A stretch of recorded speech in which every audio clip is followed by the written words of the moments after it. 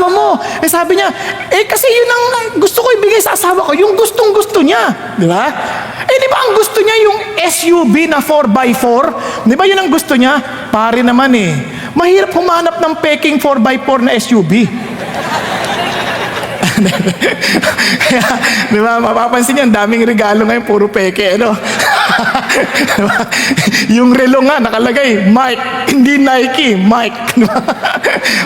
Nagbiro lang po yan, nagbibiroan lang kami kanina. Tapos, meron pa po isa, nakakatuwa naman. Ito, isa naman, sa sobrang kagustuhan niya magbigay, yun, nahuli ng pulis. Tapos, dinala ho sa korte. ang saya-saya pa naman nung huwes. Sabi niya nung hukom, sabi niya, anong kaso mo? Ang saya-saya pa naman napaaga po ang aking Christmas shopping. Napaaga? Anong kasalanan mo dyan? Wala namang kasalanan sa ganyan. Sabi niya, gaano ba kaaga? Hindi pa po bukas yung tindahan Ang tagal Hindi yun nakuha, no? Okay lang. Merry Christmas. Anyway, tayo na po ngayon ay mag-usap patungkol po sa Pasko. Naging tradisyon natin magbigay ng regalo. Sino sa inyo ang nag-i-enjoy pag nakakatanggap ng regalo? Be honest. Uy, praise God, praise God.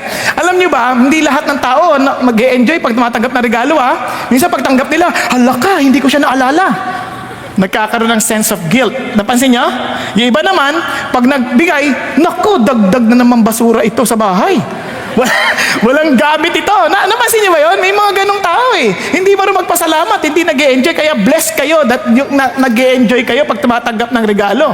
Yung iba naman, pagka nakatanggap ng regalo, talagang, syempre, nagse-celebrate sila, o kaya naman sinasabi nila, naku, paano na to sa susunod na taon? Mahal yung nabigay niya, dapat taasan din natin yung bibigay natin. So it becomes a pressure. But supposing, sabi ko sa inyo, na meron akong regalo sa inyo, na makapagsosolve ng pinakamatindi niyong problema sa buhay. Yung regalo na to, hindi lang basta makakapag-solve ng problema mo, ito pa ang tutugon sa pinakamatinding sakit ng damdamin na naranasan mo sa buhay. Your deepest hurt. At itong regalo na to, hindi lang yon. Ito, magbibigay sa iyo ng confidence, magbibigay sa iyo ng kagalakan, magbibigay sa iyo ng kapayapaan ng isip at puso. At itong regalo na to, magbibigay sa iyo ng katiyakan sa iyong kinabukasan hanggang sa eternity. Type mo tong regalong ito. Sino may gusto? Pakita sa kamay. Okay. Please, pakiusap ko sa inyo, wag na wag kayong aalis sa silid na ito o sa auditorium na ito o sa gusaling ito nang hindi nyo natatanggap ang regalong yan. Okay ba sa inyo yan? Okay? Kaya makinig kayong mabuti. Ang matulog, walang gift. Okay? Okay? Maliwanag? Okay, pakinggan natin na mabuti. Kaya ito po, tingnan natin itong regalo na ito. Ito po ay napaka-importante. At binalutan ho ito ng Diyos. At itong sabi niya, the record of the genealogy of Jesus, the Messiah, the son of David, the son of Abraham. Napansin niyo po ba? Ito pong pasimula ng sulat ni Mateo. Ang si Mateo po, para maintindihan ninyo, siya po ay isang tax collector. Ang tax collector ay hindi po katanggap-tanggap yan para sa mga taga-Israelita kasi parang traidor yan. Ngayon ito sinulat niya kasi siya po ay sumunod sa Panginoong Hesus. At ang sabi niya, ito ang talaan ng mga salinlahi ni Jesus. Sa madaling salita, itong Jesus na ito ay isang historical figure. Okay? Ito po ay hindi ito isang katang-isip lamang. Hindi ho siya parang fairy tale. Naintindihan natin. Kasi yung mga fairy tale, naglaging pasimula niyan, once upon a time. Tama po? Kasi kung ang fairy tale po yan, ibig sabihin yan po ay inspirational. Pero ang Pasko po is more than inspirational. Ito po ay isang declaration ng isang katotohanang nangyari sa kasaysayan na kailangan ng desisyon ng isang taong nakakaalam. Naunawaan po natin. Kaya sabi niya, this is the genealogy of Jesus. Now look at this, the Messiah. Ito po ay napaka-importante kasi ito po ay inaasahan, lalo na ng mga Hudyo ng mga panahon na yon who understood the Old Testament prophecies, the Old Testament prediction. Sabi ganoon, ito, darating si Jesus, the Messiah. They didn't even know that si Jesus yon. They were expecting the Messiah. Ano ba ibig sabihin ng Messiah? Pag sinabing Messiah, siya po yung anointed one. In the Old Testament, ang ina-anoint priest, kings, and prophets. Yung priest, siya yung magre-represent sa iyo sa Diyos. Okay? Hindi ka pwedeng lumapit sa Diyos kasi kailangan may priest na lalapit para sa iyo. Yung prophet naman, siya naman yung magbibigay ng mensahe mula sa Diyos para sa iyo. Dahil hindi yung maririnig Ngayon yung king, siya yung inanoint ng Diyos to govern para isa katuparan yung palatuntunan ng Diyos sa isang bayan. Nagkakaintindihan po tayo. Lahat ng yan na kay Jesus, pansinin po natin. Sabi ng Bible, bilang Christ. Sabi niya, una, patungo sa Diyos. Sabi ni Jesus, I am the way, the truth, and the life. No one comes to the Father but through me. Wala raw makaparoroon sa Ama kundi sa magitan ni Jesus. Pakisabi sa katabi mo. Siya lang ang paraan. Ibig sabihin, He is the only way to the Father. Walang ibang paraan. Now, sabi niya, siya rin din yung paraan ng Diyos patungo sa atin. God, after He spoke long ago to the fathers in the prophets in many portion and in many ways, pansin niyo sabi niya, in this last days has spoken to us in His Son. Ang paraan ng Diyos para makipag-usap sa magitan lamang ng anak, whom He appointed heir of all things, through whom also He made the world. Tapos sabi niya, and He is the radiance of His glory, the exact representation of His nature, and upholds all things by the word of His power. When He had made purification of sins, He sat down at the right hand of the Majesty on high, and He will rain power for us. Ano sinasabi sa atin dito? Sabi niya, ito si Jesus. Now listen to this. This is something important. Kung itong Jesus na to, totoo, at itong Paskong ito na ating pinagdiriwang, yung kanyang pagparito, magdidesisyon tayo kung susunod tayo sa Kanya o hindi. Kasi kung hindi siya totoo, wag natin siyang pakinggan. Walang kwenta lahat ng kanyang pinagsasabi. Nagkakaroon kasi lahat ng yon kalokohan. Pero kung siya'y totoo at tanging paraan lang sa Diyos, kapag may iba kang paraan, kawawa ka naman. Ibig sabihin, mali yung sinusundan mo. Ganun kaseryoso ito. Kaya nga sabi ni Jesus, tinan niyo hindi lamang siya yung paraan ng Diyos patungo naman sa atin. Ang sabi niya pang ito, that you keep the commandment without stain or reproach until the appearing of the Lord Jesus Christ. And who is this Jesus Christ?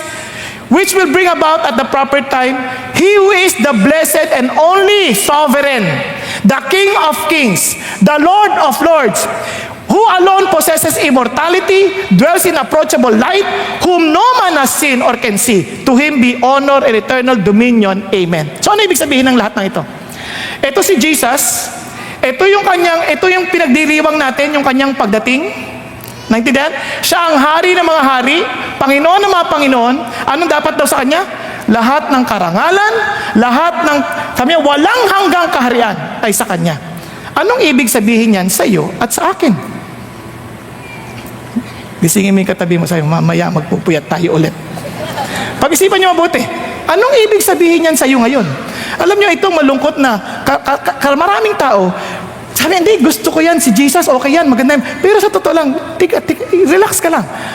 Pero what does it really mean to you when you say that He is the King of kings? He is the Lord of lords. Halimbawa, sa Old Testament, kapag naglilingkod kang nakasimangot sa hari, pinupugutan ka ng ulo. Pag nakikitang gaganong-ganong ka, parang naantok-antok ka, naglilingkod ka sa hari, pugot ulo mo. Yung iba sa inyo, pugot na ulo niyan. Listen to this. Sa lahat ng ginagawa natin, if He is the King of kings, how will you serve Him? Yun ang tanong eh. Tama ba? How will you celebrate our time together? Kaya ito po ang hamon sa atin. Now, bakit natin kailangan siyang dumating? Bakit kailangan natin itong hari ng mga hari, Panginoon ng Panginoon? Kung totoo ito, bakit kailangan? Kasi sabi niya, lahat tayo kaaway ng Diyos.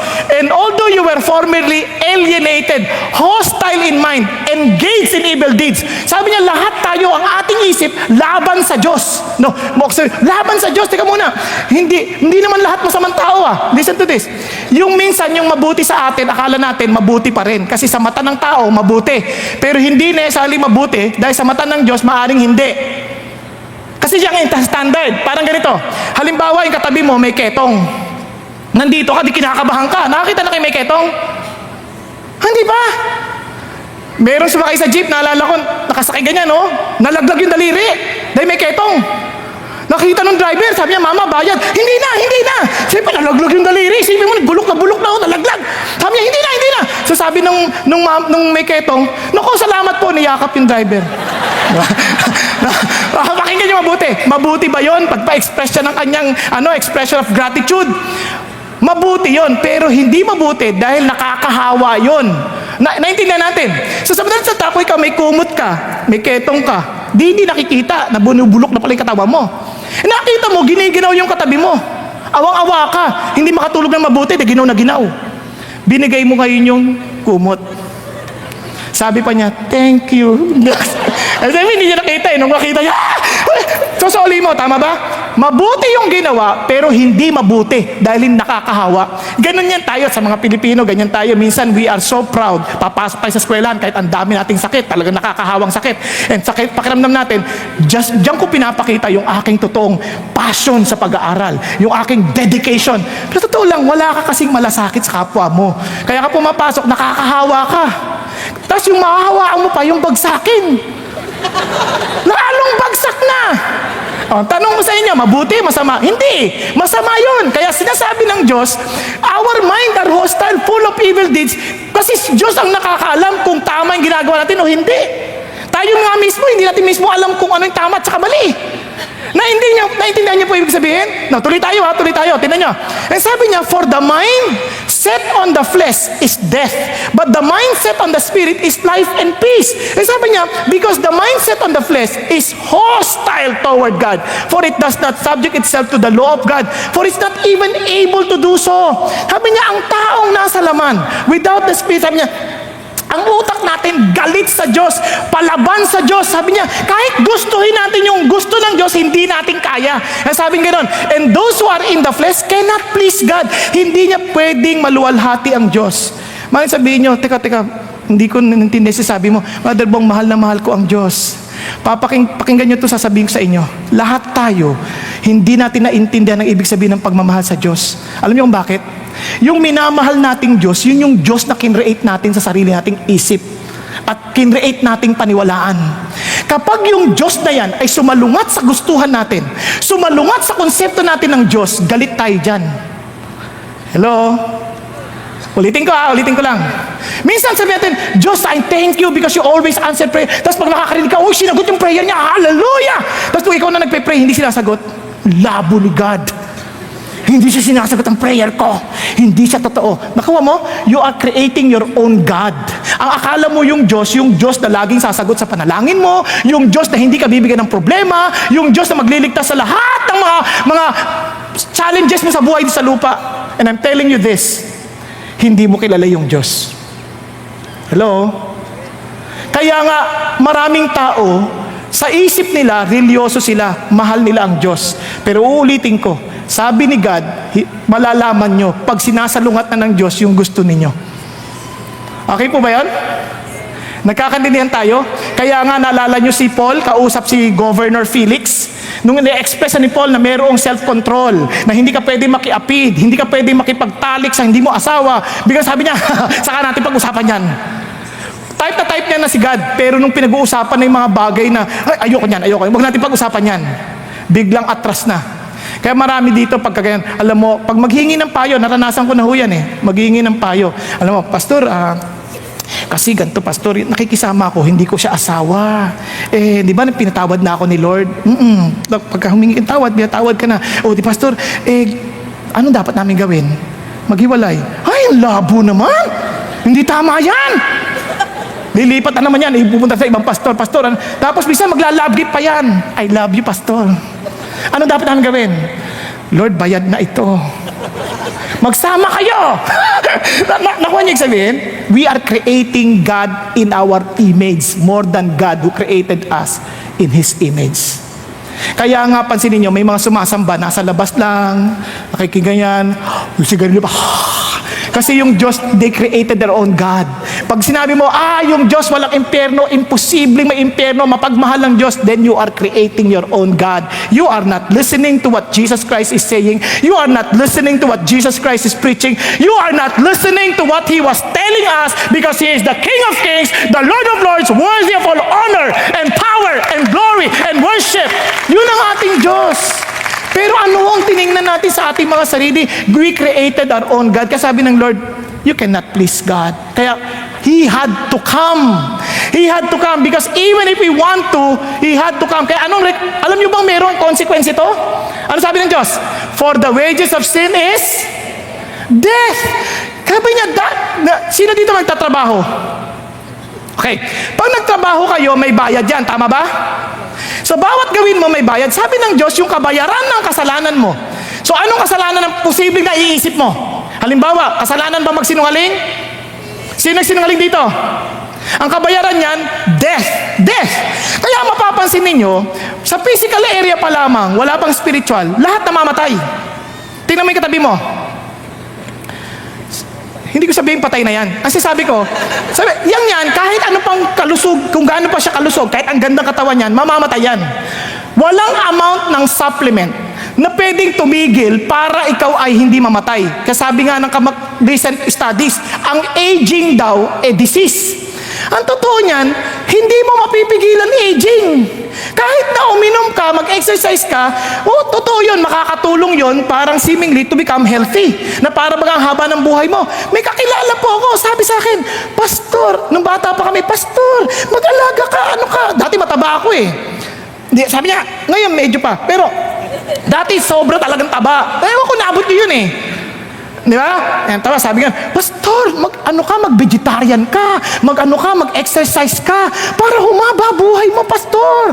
Sabi ko sa kanya, oo, pero gusto ko man, pero hindi ako talaga pumapayat eh. Sabi niya, hindi, Pastor, kailangan mag-ingat ka, ganyan. Eh, siya, vegetarian, exercise, patay. At the age of 42. Sabi ko, grabe, ba't namatay yan? Alam niyo kung anong kinamatay? Sinagasaan ng eroplano. Baka hindi kayo maniwala. Paano mangyari yun? Nandun siya sa 911, yung sa tower. Siguro hindi niya alam, nagkakapilang siya, bigla aeroplano pala dadaan. So, hindi mo hawak ang buhay mo eh. Kaya sabi mo sa katabi mo, tanda mo to ha, lahat ng tao, pakisabi mo sa katabi mo, lahat ng tao, mamamatay. Sana'y wag naman ikaw agad. Sana wag ikaw agad. Kasi, yan ang katotohanan. Kaya nga, ang lahat ng tao nagwo-worry. Pansinin niyo, may pera ka, nagwo-worry ka. Bakit? Kasi maikli lang ang buhay ko dito. Kailangan matamasa ko na lahat ng kaligayahan sa buhay na kaya kong matamasa. Tama ba? Kaya pansinin niyo, sino dito mga walang asawa? Huwag kayo mahiya. Bata pa naman kayo eh. Pero pansinin niyo, pag 18 years old ka, ang tapang mo eh. Gusto ko na mapapangasawa. Kailangan blue eyes, 6 feet ang height. Di ba? Blondie. Yan ang, tsaka mahal ang Diyos. 18 ka nun. Eh nung 24 ka na, wala pa rin ang liligaw. Biglang, okay na ang 5'8". Kahit brown, dark brown, okay na yan. Kahit brown eyes, okay na yan. Basta mahal ang Diyos. Di ba? Eh 36 ka na, wala pa rin. Kahit mga 5'5", pwede na eh. Di ba? Basta may mata. Diba? Iba na eh. Biglang, basta may mata. Tapos pagdating ng 40, wala pa rin ang liligaw. Basta lalaki. Hindi, totoo. Bakit ka nagkakaroon ng ganon? Kasi nga, mamamatay kasi. Ibig sabihin, tumatanda na ako, wala pa akong asawa, so you're beginning to worry. Kasi kung walang kamatayan, ibig sabihin, hindi ka tatanda. Yung edad mo, kung pinakamaganda mong parte sa buhay mo, yun na yun, hanggang sa for the rest of your life, hindi mo kailangan mag-worry, walang nanliligaw. Kaya ang tao nagwo-worry sa lahat ng bagay sa buhay kasi nga mamamatay ang tao eh. Nagkakadinan tayo, kaya hindi mo pwedeng pigilan yan. Kaya nga nag-aalala tayo pag bumabagba ang piso. Nag-aalala tayo kung paano ng buhay namin, paano kakainin namin. Bakit ang karugtong niyan? Kasi mamamatay ka. Diba? Pag natin kakainin, mamamatay tayo. Buti sana kung mamamatay agad, naghihirap pa. Kaya nga nagwo-worry, pag nagkasakit ka, magwo-worry ka na naman. Bakit ka magwo-worry? Kasi mamamatay ako, wala akong pambayad, wala akong pang-ospital, mamamatay ako. Why? Because of sin. Because we are separated from life. We are separated from the source of joy. We are separated from the source of peace. Alam ng Diyos. And we could not solve it. No matter what we do, hindi natin ma-solve. Nakuha ninyo? Kaya nga, God understands our needs. Kaya siya mismo ang pumarito. Kaya pansinin niyo sabi ng Diyos. Kaya ito, do not be afraid, for behold, I bring you good news of great joy. Remember this, I'm not inspiring you how to live. I'm telling you there is a good news. Sabi niya, of great joy, which will be for all the people. Para kanino to? Para sa lahat ng tao. Nagkakaintindihan? Ano sabi niya? Hindi basta joy. Ano pansin niyo? Great joy. Kasi yung joy natin, hindi mo maintindihan. Masaya tayo ngayon, bukas mamaya, hindi na naman. Itong great joy na to, it goes beyond what the world can offer. Nagkakaintindihan? It is beyond our circumstances. It's a great joy. Bakit? Tuloy tayo. Sabi niya, for today in the city of David, there has been born for you. Who is this? A Savior. Who is Christ the Lord. Sino nga to? Jesus, the Christ. Tama? Yun ang sabi sa genealogy. And here is Jesus Christ. He is born. Bakit siya naging good news? Bakit? Tinasabi niya, glory to God. Nung baawitan yung mga anghel. Glory to God in the highest. And on earth, peace among men with whom He is pleased. Now, ito po yung maintindihan. Yung peace at yung joy, lagi yang magkasama. You can never have joy if you don't have peace. Ang tanong, anong klaseng peace ito? Now, listen to this. Sabi na, imagine nyo, out of 3,000 years, more than 3,000 years of human history, ilang percent lang ang malang digmaan? 8% lang. 286 ang warless. Naalala ko, sabi pa nga ni Presidente Duterte, mukhang failure na yung tratado na pinusulong niya, sinusulong niya ang kapayapaan with the National Democratic Front. Napansin niyo ba yun? So sa mga resulta, hindi natin makakamtan yung ganong peace. So okay, ito ba yung peace na tinutukoy ng Diyos? Obviously not. Hindi ito tungkol sa political peace. At hindi rin ito tungkol sa internal peace lamang. Alam niyo bakit? Sabi ng Panginoon Diyos, I came not to bring peace, but division. Wow! Now listen to this. Naging Christian ka, hindi ibig sabihin magiging sobrang wala ka ng problema sa buhay. And the truth is this. Once you become a Christian, your life will become messy, but peaceful. Ha? Paano nangyari yun? Walang exemption. Maraming problema. Lahat tayo may problema eh. Tingnan mo yung katabi mo. Tingnan mo. Mukha pa lang, dala-dala niya na minsan eh. Pero siya hindi. Masaya siya eh. Parang ibig ko sabihin, ako nga, dati nung bata-bata ako, pagtingin ko pa lang sa salamin, problema na eh. Total, hindi ko matanggap mukha ko eh. Kaya aaminin ko sa inyo, hindi ko type ang mukha ko. Nung una ko nakita ang sarili ko sa telebisyon, diring-diri ako eh. Sabi ko, ano yung mukhang halimaw? Kaya nga ako nahamong magpapayat kasi nahiya ako sa Panginoong Diyos. Ayoko po kasi nung nakita ko po yung sarili ko na sa TV nung unang-unang pagkakataon, ang laki ko po, mukha ako akong burilya, maitim, tapos yung buhok na hindi ginugupit. Kasi nga sa akin, ano lang ako eh, parang wala akong pakialam sa itsura ko. Nung nakita ko, sabi ko, Panginoon, baka hindi sila maniwala, akala na mamaya kinakain ko yung tights nila. Kaya papayatin mo ako, Lord. Sa awa ng Diyos, tinulungan niya ako magpapayat. Pumayat naman ako sa awa ng Diyos. Pero sa totoo lang, mukha pa lang problema na. Nakuha natin, tatapatin ko kayo, hindi lahat ng tao dito gusto nyo yung mukha ninyo. Hindi ko na patataasin ng kamay. Baka tatlo lang ang hindi. Yun ang totoo. Kung sana kamukha ka man lang si ganito, ang dami nating hangad na kamukha, tama? Ngayon, itong ganda sabi ng Diyos, hindi yan tungkol dyan. Ito yung peace na ibig sabihin ito. Ito sabi ng Diyos. Sabi ng Diyos, therefore, having been justified by faith, we have peace with God through our Lord Jesus Christ. Ang ganda ho. Naalala yung kantang Hark the Herald? God and man reconciled.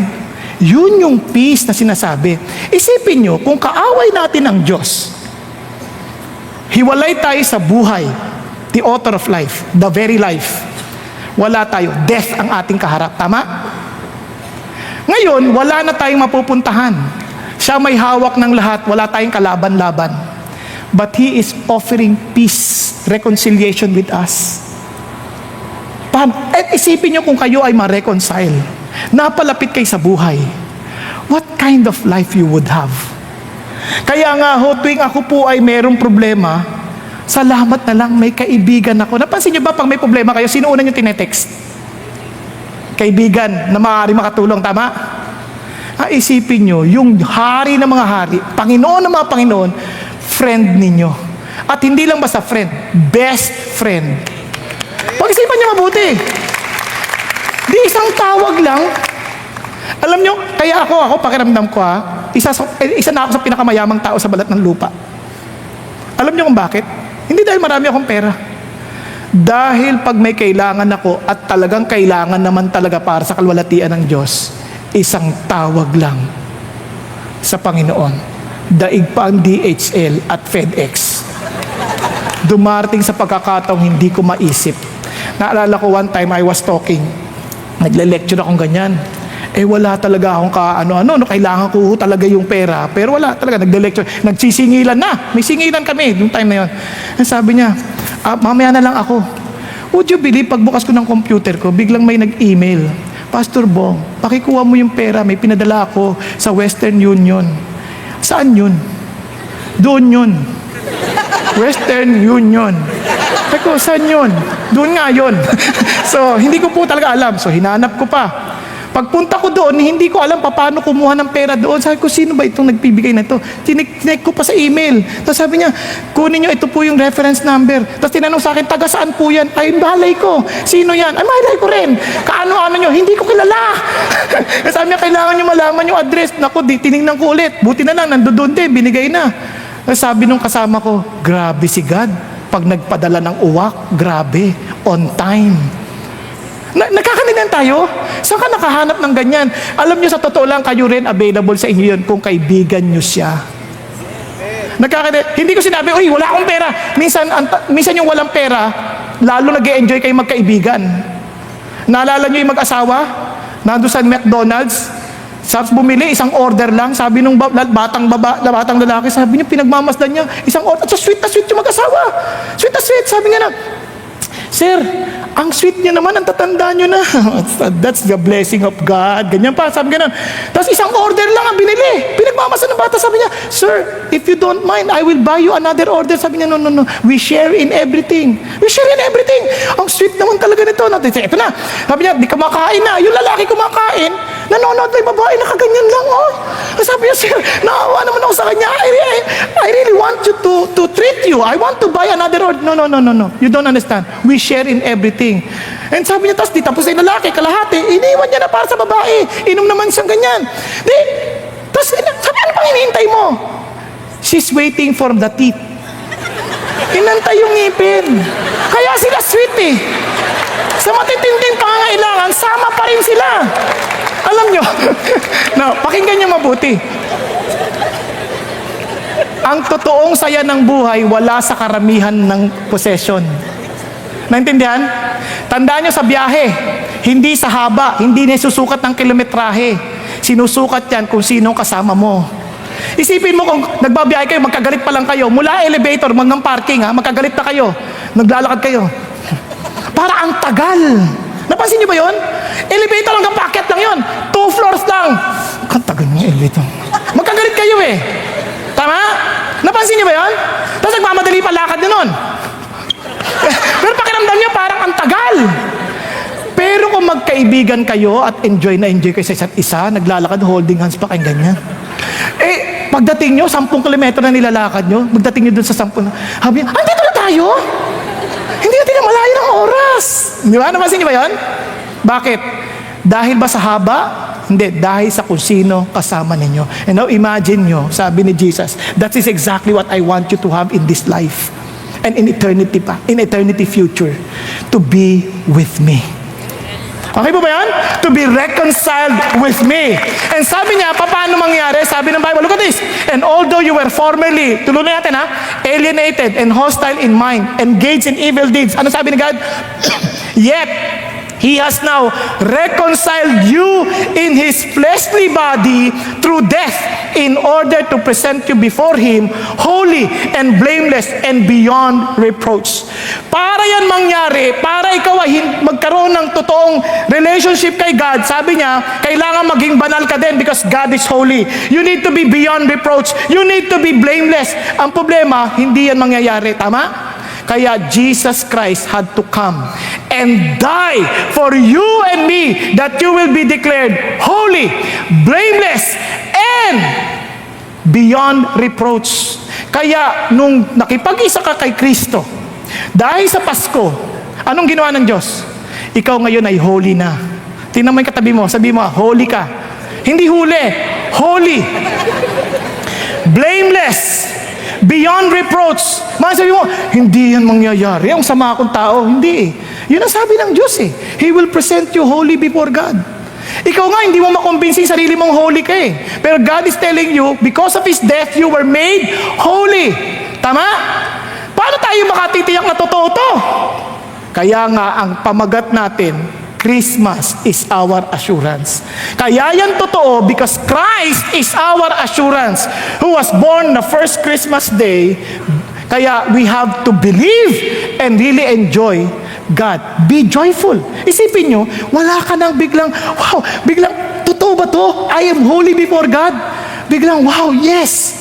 Baka sabihin nyo, yan pa lang yung title. Siyempre, introduction pa lang kanina.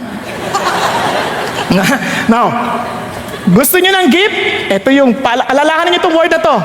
Gift. Gift. Remember the word. Grace, intimacy, faithfulness, tender-heartedness. Ulitin natin. Grace, intimacy. Repeat after me para maalala ninyo. Faithfulness and tender-heartedness. Let's start with the word grace. Bakit grace? Balikan natin. Alam niyo, pag binasa niyo yung genealogy, ganito yan. Yung iba ayaw. Ako nung first time ko mabasa yung Bible, nakita na kayo nung maliit na Bible, yung Gideons? Nakaganoon. And Abraham begot Isaac. Isaac begot Jacob. Jacob begot Judah. Judah begot, ang bigat. Natotoo, tinapong ko yan. Hindi ko naintindihan. Now, nung nakilala ko si Jesus, binasa ko ulit, amazed na amazed ako. And to sama pa, hindi natin ito binabasa. Tingnan nyo Abraham was the father of Isaac. Isaac, the father of Jacob. Yung word na bigat sa Greek, pag tinranslate nyo yan, Abraham was the ancestor of Isaac. Isaac, the ancestor of Jacob. Ganun yun. And Jacob, the ancestor of Judah and his brothers. Now, listen to this. Judah was the father of Perez and Zerah by Tamar. Perez was the father of Hezron and Hezron the father of Ram. Ram was the father of Aminadab, Aminadab the father of Nashon, and Nashon the father of Salmon. And sabi niya, Salmon was the father of Boaz by Rahab. Lagi niya, Boaz was the father of Obed by Ruth, and Obed the father of Jesse. Now listen, pagdating sa verse 6, Jesse was the father of David, the king. David was the father of Solomon by Bathsheba, who had been the wife of Uriah. Ano napansin niyo? Here is Matthew wanting to present Jesus as the Messiah. Dapat kung gagawa ka na lang naman ng resume, dapat alisin mo na lahat ng mga makakasira sa kanya. Tama ba? Di ba pag gagawa ka ng resume, ipapakita mo lang doon yung magaganda. Naintindihan ninyo? Naalala ko meron pong nasilya electric ang mama sa uncle niya, sa generation niya, yung mama, nasilya electric ka. Sabi niya, paano ko lalagay sa resume ko ito? Sabi niya, sa sobrang kagustuhan ng uncle ko na maupo sa isang upuang na pinrovide ng government institution. Sabi niya, kumapit siya doon ng mabuti hanggang sa ikinamatay niya na ito. Hindi sinabi na sila elektrika. Ang sinabi niya, ang haba-haba pa. Para papaganda lang yung resume. But dito kayo matutuwa, bakit niya ginawa yon? Pansinin niyo sa lahat ng resume, ang mga binanggit, babalikan lang natin. Tingnan niyo yung sinabi natin. Una, sabi niya, sabi niya, Judah was the father of Perez and Zerah by Tamar. Bakit kailangan si Tamar? No, balikan ba natin? Si Ram, verse 5, Salmon was the father of Boaz by Rahab. Bakit may Rahab? Boaz was the father of Obed by Ruth. No, pakinggan niyo mabuti. Tapos ito pa, sabi niya, Jesse is the father of David. David was the father of Solomon by Bathsheba. Napansin niyo, may mga babae. Now, listen to this. Sa mga Hudyo, ang mga babae, outcast. Property ang tingin nila, kaya ako natutuwa kayo na kayo ay napapakinggan na ngayon sa mga panahon na to. Because of Christianity yan. Kasi noon, ang mga babae, ganito mag-pray ang mga Hudyo, salamat o Diyos na hindi ako hentil, hindi ako babae. Bakit? Ang babae, property lang ang turing sa kanila. Ngayon sabi ng Lord, eto binanggit, babae. Bukod pa dito, ito mga babae ito, hindi pa maaayos sa babae. Bakit ko nasabi? Tinan niyo to si Tamar. Naalala niyo si Tamar? Sino nakakalang kay Tamar? Pangalan pa lang ang sama na ng dating. Tamar! Kung Tamar. Buti sana kung Marimar man lang. Ito Tamar. Alam niyo ba ang ibig sabihin nun? Itong si Tamar, para maintindihan, pag binasa niyo yung Genesis 38, si Tamar, ito yung nanloko doon sa kanyang father-in-law. Bakit niya niloko? Ganito panloloko niya. Itong father-in-law, may anak na si Er. Yung panganay na anak, namatay dahil masama siya. Hindi nagkaanak. Ngayon, sa kanilang kultura, dapat sasaluhin nyo na nakababatang kapatid. Para hindi mawala yung kanyang pangalan, yung karangalan ng kanyang pangalan. Si On, Di dapat bibigyan ng anak. Ayaw. Ginawa niya ng paraan para hindi magkaroon ng anak. Ano nangyari? Patay din. Sa takot ni Judah, baka mukhang malas tong babae na to Lahat ng anak ko namamatay So yung anak niyong bunso, ayaw nang ibigay. Sinabi na sa kanya, sige bibigay ko sa'yo. Kasi bata pa, kaya hintay mo muna tumanda-tanda. Tumanda na, hindi pa rin binibigay. Ang ginawa ni Tamar, nalaman niyang itong si Judah pupunta sa templo, nagkunwaring temple prostitute. Naalala niyo yung kwento? Tapos, sabi niya, para na yan, bigay mo sa akin yung staff mo, bigyan mo ako ng guya, tapos, sabi niya ganun, pagbalik mo, babalik ko sa itong mga staff mo. And sabi niya, sige, sige. Sa madalit salita, nabuntis siya ng sarili niyang father-in-law. Bakit siya kasama dyan? Nagkakaintindihan, kung tayo nga ayaw natin sumama pag nalaman nyo, halimbawa lang nalaman nyo katabi nyo, yan, alam mo yung babae yan, asawa ng ibang lalaki yan, hindi na asawa niya. Tsaka iba-ibang lalaki siya naman yan. Anong sasabihin mo? Kadiri naman to, bakit nagsasimba dito yan? Bakit sumasamba dito yan? Tapos pataas-taas pa ng kamay, kadiri. Di ba ganyan minsan ang attitude natin? Hello? Yung iba nga nakakita lang ng suot na napakaikli. Grabe naman yan, nag-worship, ang ikli ng damit yan, grabe naman, grabe. Hindi mo nga naisip na baka nasabit yan sa elevator, napunit Basta inusgahan mo na lang Nakuha ninyo, ganyan tayo. Si Tamar pa. Lalo na ito, si Rahab. Sino si Rahab? Naalala nyo si Rahab sa Joshua? Naalala nyo yung pinakawalan niya yung mga espiya? Ano si Rahab? Prostitute. Isipin niyo, prostitute kasama dyan? Tapos ano pa? Ito, si Ruth. Ano si Ruth? Kilala si Ruth, mabait yan. Pero, Moabita. Naalala niyo mga Moabita? Sila yung nag-cause ng kasalanan sa mga Hudyo para parusahan sila ng Diyos. Kaya sabi ng Panginoon, walang Moabita, walang Ammonite na papasok sa templo ng Diyos. Sinabi ng Diyos yun. Kaya, pero, si Ruth nakasama.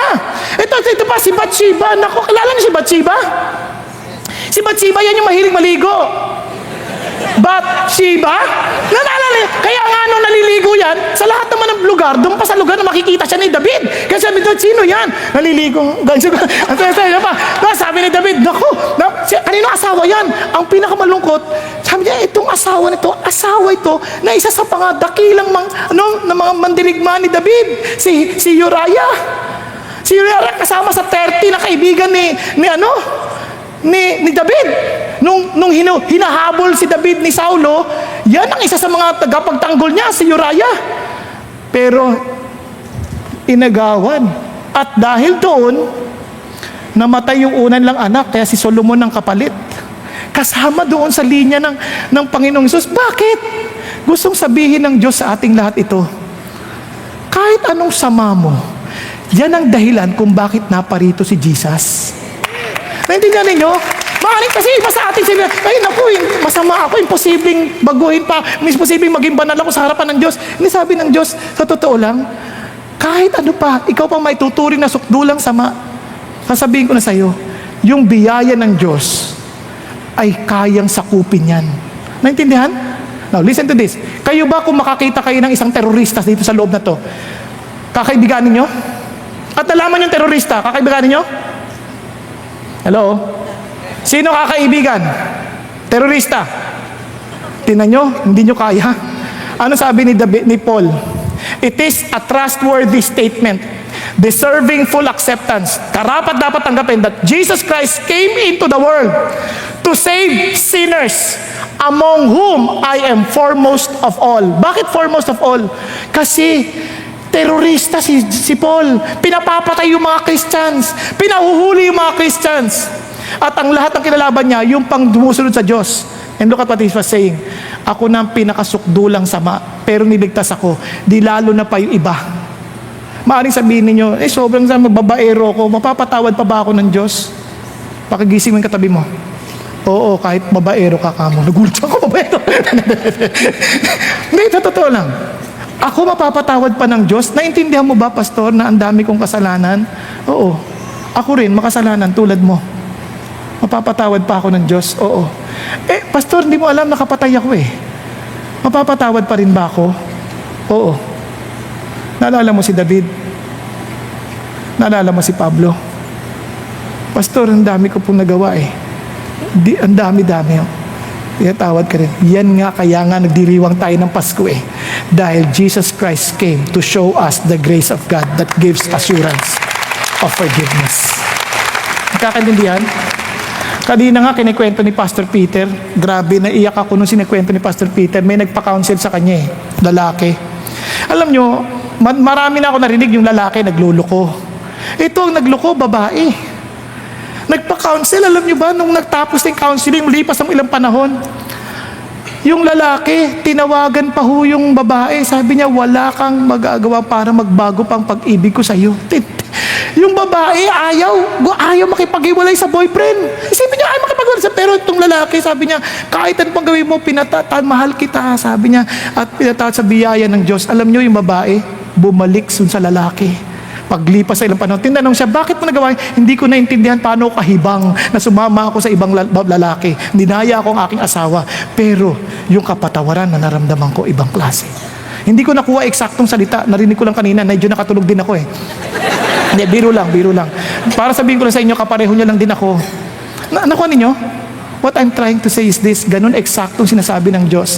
Pinapako na siya, nang mismong ililigtas niya. Ang sabi niya, Father, forgive them, for they do not know what they are doing. Pakisabi sa katabi mo, walang bagay na magbabago sa pag-ibig ng Diyos para sa iyo. Pakisabi mo, ayaw mo ba siyang kaibiganin? Sabi mo, ulitin ko, walang bagay na magagawa kang magbabago ang pag-ibig ng Diyos sa iyo. Yan tawag dyan, grace. Ibig sabihin ng grace, hindi ka karapat-dapat, pero ibinigay sa iyo. Nagkakaintindihan?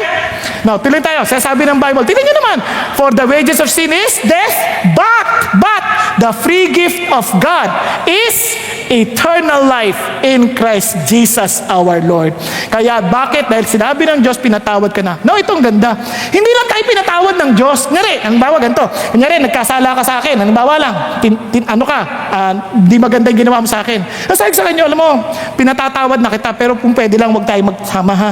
Huwag kang lalapit sa akin, pwede? Ha? Pero pinatawad na kita. Huwag kang magalala, hindi na kita papatayin. Pero kung pwede lang, malayo-layo ka sa akin, ha? Huwag kang lalapit sa akin. Pwede naman yun Nagkakaintindihan tayo. Pero ang Panginoon, ibang klase. May salitang intimacy. Bakit? Tinanong nyo Sabi ng Bible, she will bear a son. And you shall call his name Jesus. For he will save his people from their sins. Sabi niya, ililigtas sila. Ngayon, paano niya ginawa yun? Listen to this. Sabi ni Paul, for since our friendship with God was restored by the death of his son, while we were still his enemies, we will certainly be saved through the life of his son. Tama? Sira na yung ating pagkikipagkaibigan sa Diyos. Binalik niya through the death of his son. Now, listen to this.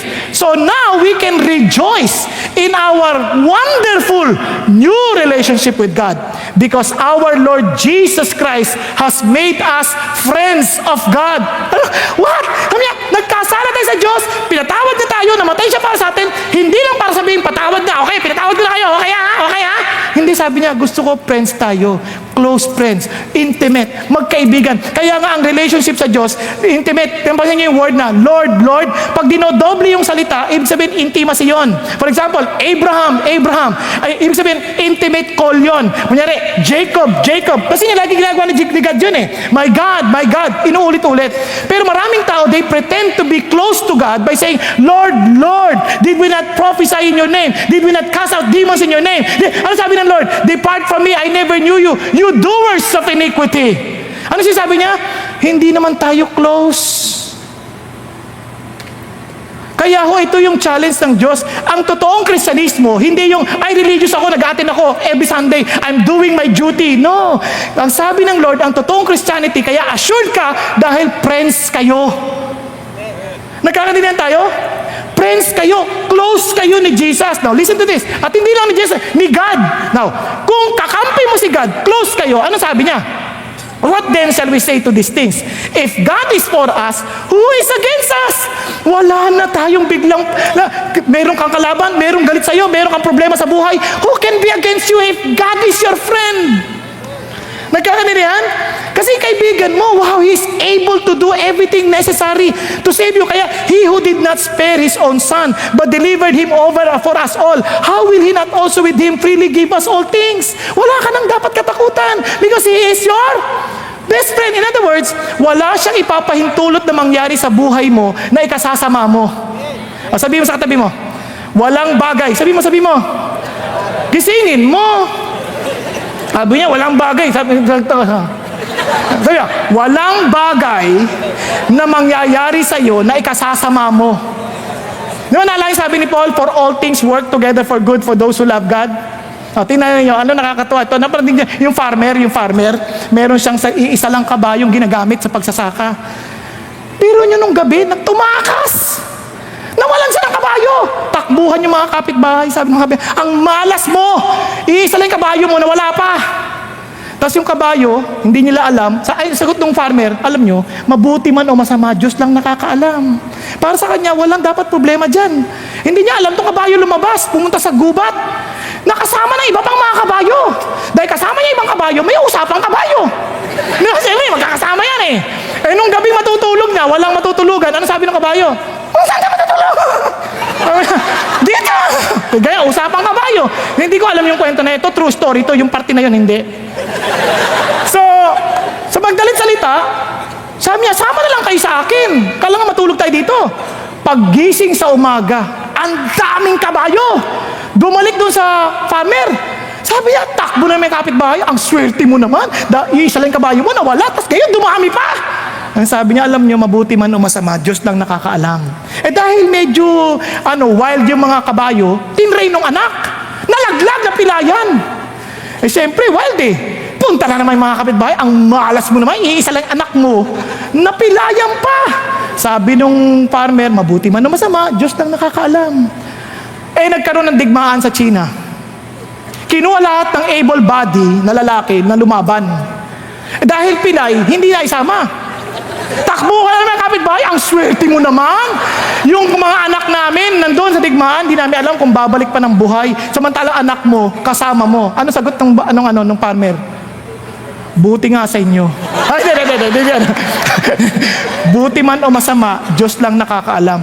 Kapag Diyos kakampi mo, wala kang bagay na katatakutan na nangyayari. Because He will not allow anything, He will not allow, anything that will destroy you. Always for your good if you love God. Yun ang pangako niya. Kaya tingnan niya sabi ni Paul, for I am convinced that neither death, nor life, nor angels, nor principalities, nor things present, nor things to come, nor powers, nor height, nor depth, nor any other created things will be able to separate us from the love of God, which is in Christ Jesus our Lord. Sarap, no? Nagkakaintindihan tayo? Pero tanong ko, how intimate are you with God? Kaya minsan you are always doubting. Kahit na sinabi natin, ito assurance ko. Kasi hindi tayo intimate. Alam, nagkaroon ng pag-aaral. Alam nyo ba, ang bawat tao daw, pag nagtatap ng telepono, dahil sobrang nang addict ng mga tao sa telepono ngayon. Napansin nyo, hindi sila lagi silang may hawak na phone. Minsan kahit may service na, hawak pa rin yung phone. Lagi nagte-text, Facebook, lahat. Nagkaroon ng pag-aaral. Yung sobrang addict, mga 5,600 times a day na nagtatap sa phone. Okay? Nagawa sila survey. Yung mga average, mga 2,600 times. Ngayon, kung i-multiply mo yung 24 hours to 60, mga 1,000 plus lang yun. So in other words, almost every 30 seconds, ginatap mo yung cellphone. Kahit tulog ka, tinatap mo. Ibig sabihin, sobra kang sa phone. Ang tanong, how often do you tap God? Are you tapping God every minute? Ang malungkot na realidad, ang dami sabi Christian, but they've never been intimate with God. Hello?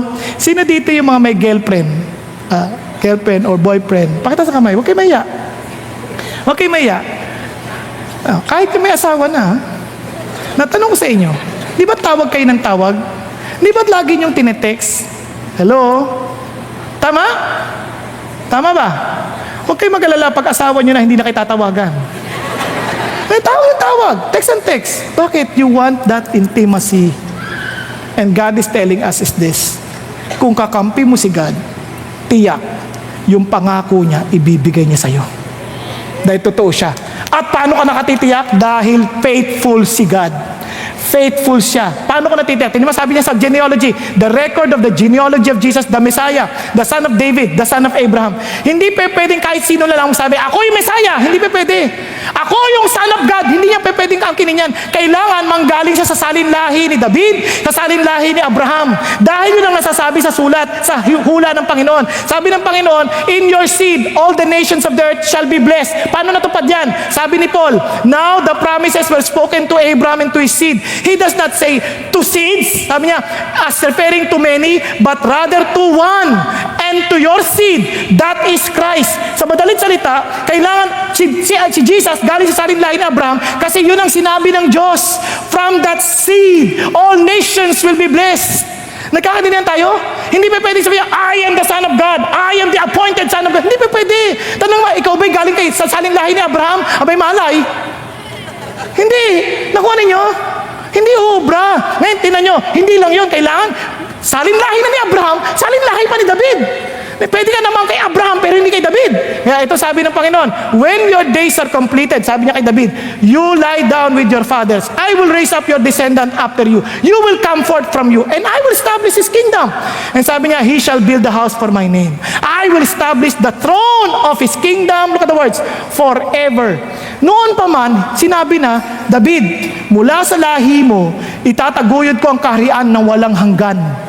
At saan nangyari yan? Sabi ni Isaiah, kinonfirm niya, for a child will be born to us, a son will be given to us, and the government will rest on his shoulders. Kasi yung sinasabi niyang kaharian na yun, siya yung mag-govern.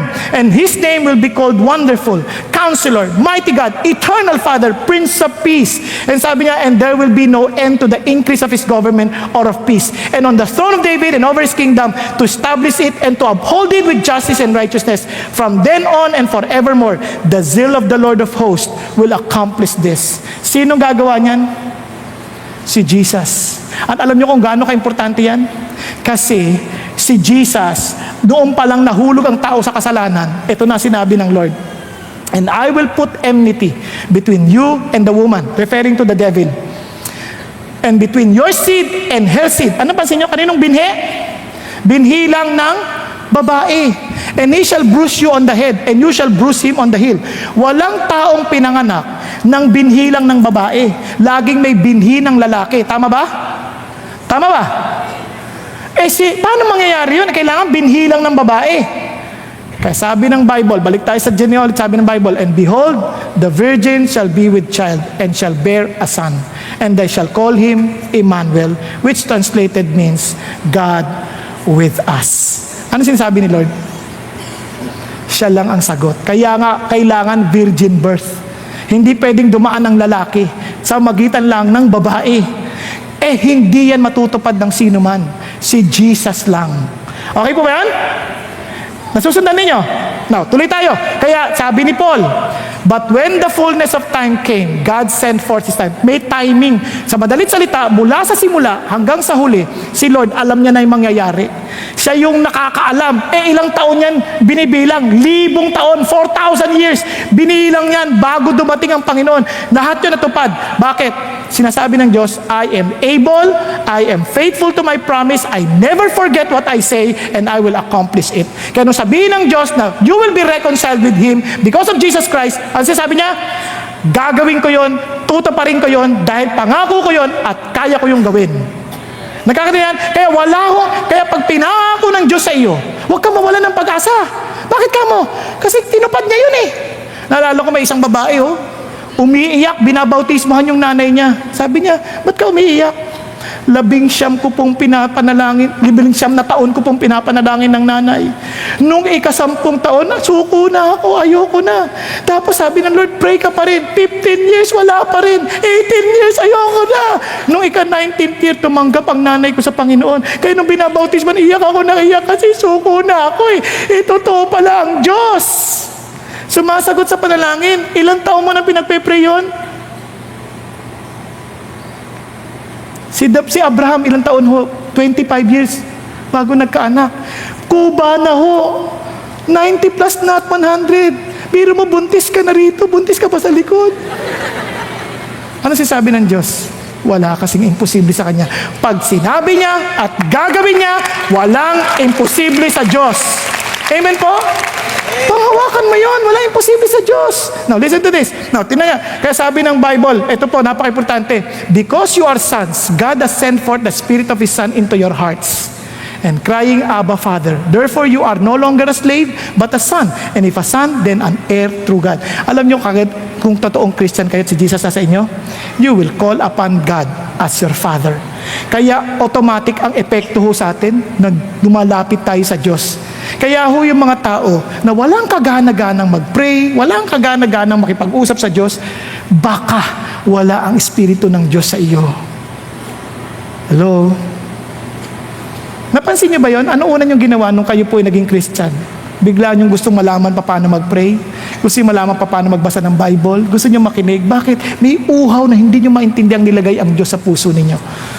Na tanging Diyos lamang ang nakakapuno. Okay po? Nakakaintindihan? Kaya kapag ang tao walang gana sa Diyos, baka wala Espiritu ng Diyos. Okay? Now, paano ulit ito? Tingnan natin. Sabi, tingnan nyo naman, hindi lang basta virgin, kaya but kept her a virgin until she gave birth to a son. And he called his name Jesus. Sa madalang salita, si Joseph, nagtiis yan. Hinintay niya. Nung magkaanak, saka na lang niya ulit na napakinabangan si Mary. Okay? And finally, paano mo matatanggap to? Kung ito totoo, how can I experience God's grace? How can I experience His intimacy? How can I experience His faithfulness? Di ba? Kasi para ma-assure ka ng reconciliation eh. Paano? Isipin mo kitabi mo, sabi mo, alam mo, paano? Sabi mo. Alam mo, gising ka. Paano? You need to have a tender-hearted. You need to be tender-hearted. Ano ibig sabihin ng tender-hearted? Maraming Pasko na nagdaan. Minsan nakasanayan na natin to. Narinig ko na yan. Narinig ko na tungkol kay Jesus. Narinig ko na yan. Pero minsan ang tigasan ng puso natin. Hindi natin naintindihan. Alam nyo, to the point na tuloy pa rin tayo sa sarili natin buhay. Ano sabi ng Lord?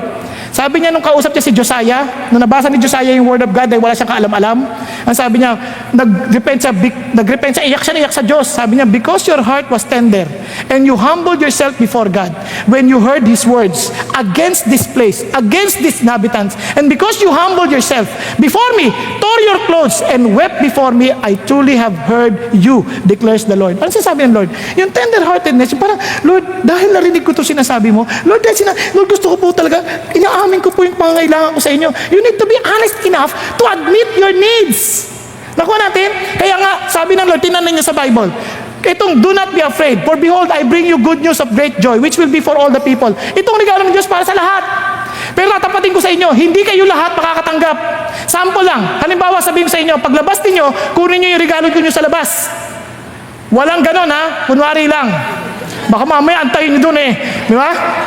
Halimbawa lang, meron akong regalo para sa inyong lahat, kukunin nyo sa labas. Yung iba sa inyo, halimbawa, hindi kinuha. Hindi mapapasa inyo yung regalo. Nakuha natin, ganon din ito.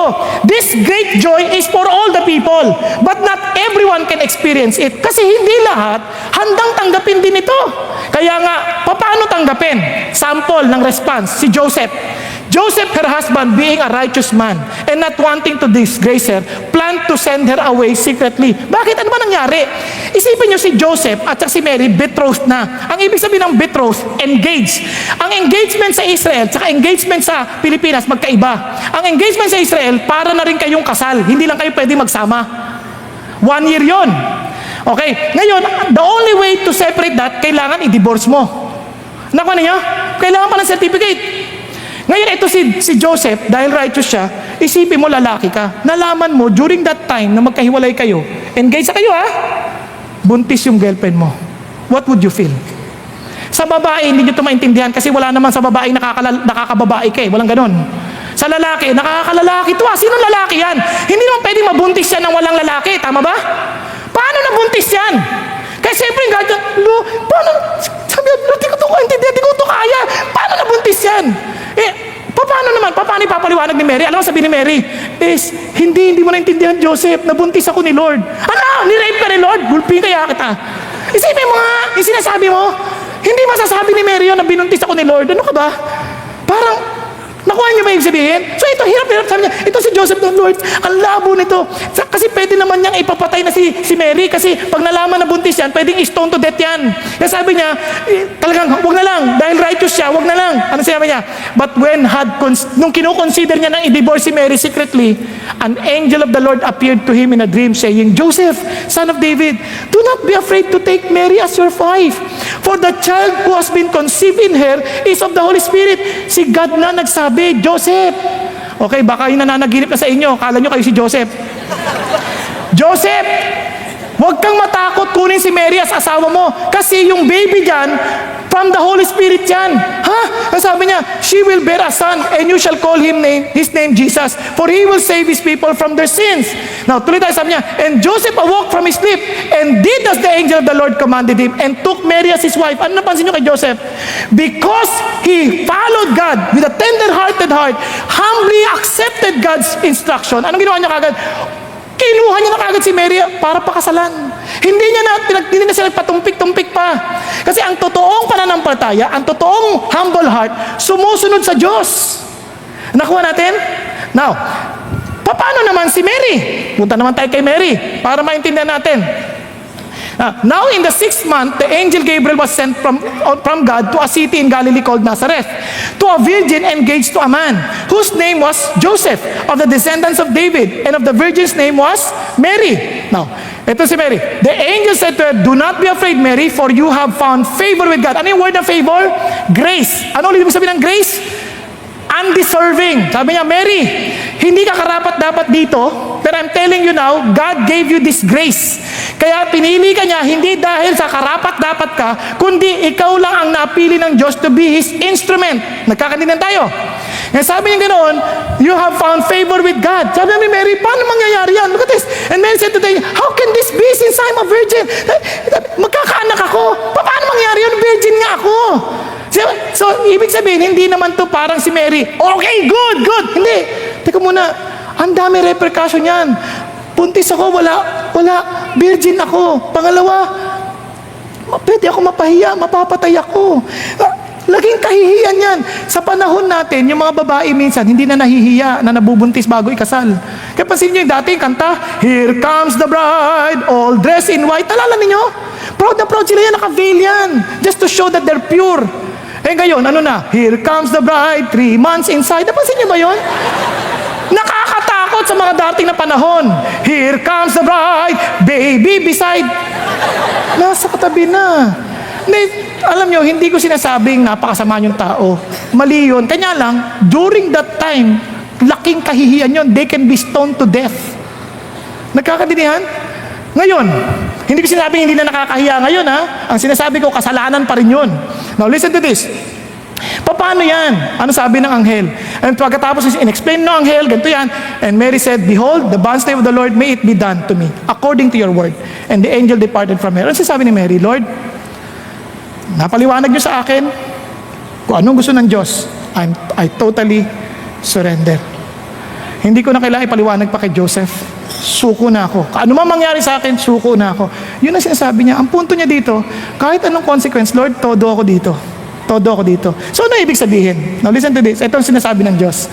Sabi ni Diyos, ang sagot ni Mary, My soul exalts the Lord. My spirit has rejoiced in God my Savior.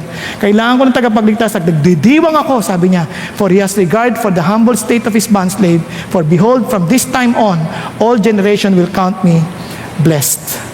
Friends, ano sinasabi ng Diyos? Itong regalo ng Diyos ay para lamang doon sa mga taong humble. Alam nyo, nung bata ako, sabi na, ang Christmas para lang sa mga bata. Nag-a-agree na po ako ngayon. Alam nyo bakit? Sabi ng Bible, Truly I say to you, whoever does not receive the kingdom of God like a child will not enter it at all. Alam nyo, hindi ko sinasabi magbulag-bulagan ka. Ang sinasabi ng, after that God has explained it to you, after that you have heard this, anong tama mong response? Kung totoo siya, at siya yung hari ng mga hari, and He's the only way to God, at hindi siyang pinangahawakan mo, saan ang punta mo? Nakuha natin? Pero, kung hindi naman siya totoo, ay huwag kayo mag-aksaya ng panahon. Sayang!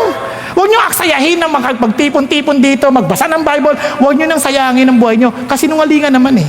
Ang problema, paano kung totoo? At ako naniniwalang totoo. Dahil ito ang pinakamatibay na mayroong credential o credibility na sinusundan pagiging ng kasaysayan. Nakuha natin. Kaya nga ho, anong dapat mong tugon? Magpakumbaba sa Diyos. Kasi sabi ng Bible, come to me all who are weary and heavy laden. Simple lang. Gusto niyo matest? Kung talagang nasa Diyos asa niya. Nararamdaman mo bang parang pagod na pagod ka na, trying your best to be pleasing before God? Trying your best to be sure that you will go to heaven when you die? Na tinatry mo pero lagi ka nagfe-fail? Nararamdaman mo na ba yun? Kasi sabi ng Lord, alam mo, lapit ka na sa akin kayong mga napapagod at nabibigat ang lubha.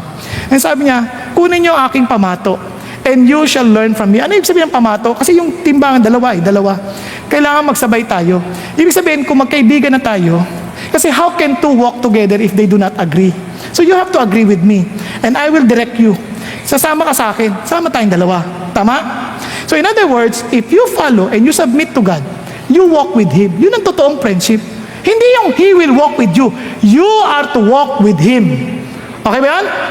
Now, tingnan nyo itong pangako niya. Learn from me for I am gentle and humble in heart, and you will find rest for your souls. For my yoke is easy and my burden is light. Ulitin ko, kung ang regalong ito will solve your biggest problem, which is sin, which is death, will solve your deepest hurt, will give you assurance of eternity, will give you as in joy and peace. Itong gift na to, tatanggapin mo? Ang pinaka-sane na response is to accept it. Tama ba? Tama ba? Pag di mo tinanggap, ano ibig sabihin? Ano, ito na yung offer sa'yo. Hindi pa tinanggap ang tawag dyan. Sayang naman! Kaya nga sa impyerno, maraming gnashing of teeth. Sayang! Bakit hindi ko pa yan pinansin? Napansin niya? Now, malaking panghihinayang. You have to accept. Ano ibig sabihin na accept? You have a simple ABC. You have to admit that He is God. You have to believe that He loves you, that He is in control, and He can take even the bad things in your life and turn them around and bring good out of them because He's calling the shots. And finally, C, you have to commit the rest of your life to following His plan for your life. The purpose the purpose you are created for in the first place. You are to commit to that. Alam nyo, ang ibig sabihin niyan, nakakita ko ng tindahan, ganito sabi, under new management. Ang ibig sabihin ng pagtangkap kay Jesus ganito, Lord, I am under new management. Jesus Christ now is the manager of your life. He calls the shots and you just submit to Him. Okay po ba yan? Ang tanong, does He call the shot in your life? If you want this gift, and if you want to experience the assurance of Christmas, you have to receive this gift. His grace, to be intimate with Him, and to experience His faithfulness, you have to have a tender heart, to be humble enough to accept, Lord, be the manager of my life. Tayo pong lahat ay yumuko at pumikit sandali. Alam nyo, kayong dalawa lang ng Diyos nakakaalam. Kausapin mo siya. Is He really the Lord of your life? Or naglalaro-laro ka lang tungkol sa Kanya, or you're just trying to be religious. God is not looking for your religiosity. He's looking for you to be reconciled with Him. And the only way is through Jesus Christ. Will you accept Jesus as the manager of your life? Habang nakayuko ang lahat at nakapikit, huwag mo tingnan katabi mo.